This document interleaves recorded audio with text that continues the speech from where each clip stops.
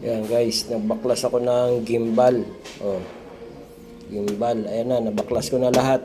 Paano ko ibabalik? Hindi ko na alam kung paano ibabalik. Yan, nalaglag pa. Oh, binaklas ko yung gimbal ng kasama namin na si Papalon. Binili niya to ng worth 4,000. 3,000. 3,000.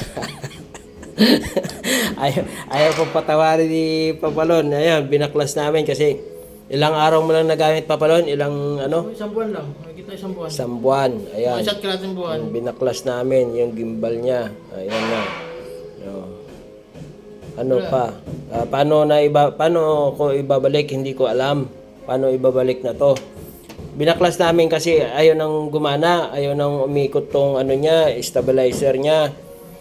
Ayaw pinabaklas sa akin. Sabi ko, pag binaklas natin to, hindi na siguradong may babalik. Umiinit kasi kaya nga namin binaklas. Umiinit tapos hindi na gumagana yung stabilizer niya.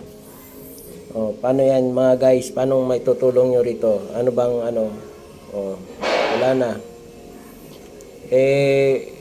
Papadala na lang namin to sa service center na ganito. Okay. Salamat guys. Mag-comment na lang kayo kung anong pwedeng gawin.